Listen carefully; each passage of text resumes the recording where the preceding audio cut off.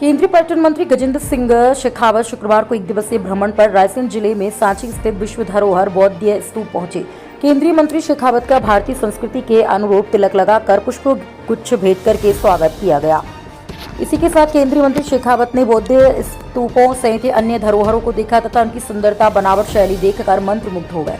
बौद्ध स्तूपों के साथ ही यहाँ के नैसर्गिक सौंदर्य ने भी उन्हें अपनी ओर आकर्षित किया। इस दौरान भारतीय पुरातत्व सर्वेक्षण विभाग के अधिकारियों द्वारा भगवान बुद्ध की शिक्षाओं और सम्राट अशोक के संदेशों से अवगत करवाया। उन्हें सांची स्तूपों की बनावट शैली, उनके ऐतिहासिक तथा पुरातात्विक महत्व के बारे में अवगत कराया। केंद्रीय मंत्री शेखावत ने कहा कि पर्यटन स्थलों के विकास के लिए प्रधानमंत्री मोदी के नेतृत्व में सरकार लगातार काम कर रही है। पर्यटन स्थलों को टूरिस्ट सर्किट से जोड़ा जा रहा है। इससे पर्यटन को बढ़ावा मिलने के साथ ही रोजगार के नवीन अवसर सृजित हो रहे हैं।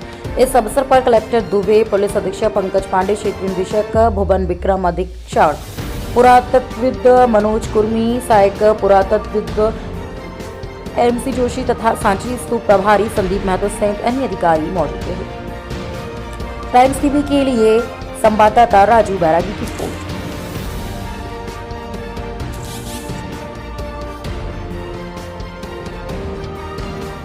इस सांची के स्तूप पर आकर के मैं जिम्मेदारी के साथ में कह सकता हूं कि भारत की संपत्ति, भारत की बौद्धिक संपदा, भारत का ज्ञान, भारत का ऐश्वर्य और भारत का विकास पूरे विश्व भर के लिए एक आकर्षण का केंद्र था, एक कौतूहल का केंद्र था।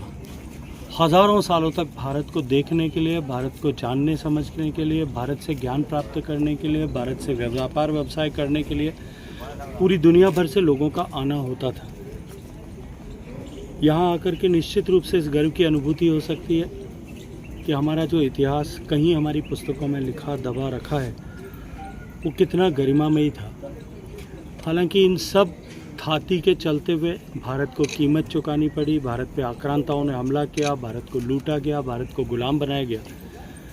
लेकिन आज एक बार फिर आज़ादी के 75 साल पूरे करने के साथ ही भारत आदरणीय नरेंद्र मोदी जी के नेतृत्व में उस मुकाम पर आकर के खड़ा हो गया है जब पूरे विश्व भर का आकर्षण भारत के प्रति एक बार फिर वापस बढ़ने लगा है। भारत की प्रगति, भारत का विकास, भारत का इंफ्रास्ट्रक्चर डेवलपमेंट, भारत का जीवन के विभिन्न पक्षों में विकास, ज्ञान और विज्ञान की विभिन्न विधाओं में भारत की प्रगति और गति अब एक बार फिर पूरी दुनिया को आकर्षित कर रही है। ऐसे में भारत में पर्यटन की असीम संभावनाएं हैं। भारत जिस तरह से आर्थिक दृष्टिकोण से प्रगति कर रहा है और भारत में इस आर्थिक प्रगति के चलते हुए हमारे मध्यम वर्ग का साइज जिस तरह से बढ़ रहा है, भारत में दुनिया का सबसे तेज़ गति से पर्यटन जो है वो विकसित होगा, ये अब निश्चित हो चुका है।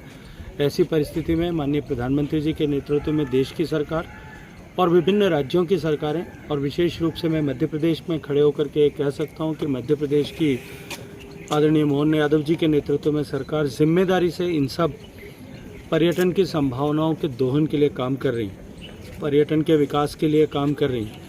आज मध्य प्रदेश में 11 करोड़ देशी सैलानी प्रतिवर्ष आ रहे हैं। विदेशी सैलानियों के आगमन का संख्या दूसरे प्रदेशों की तुलना में कम हो सकती है, लेकिन मध्य प्रदेश में दूसरा जो है विदेशी सैलानियों के आगमन भी नित्य निरंतर बढ़ रहा है। और आने वाले समय में जिम्मेदारी के साथ में मैं कह सकता हूँ कि इन सब स्ट्रक्चर्स, इंफ्रास्ट्रक्चर्स, इन सब सुविधाओं के चलते हुए पर्यटन के क्षेत्र में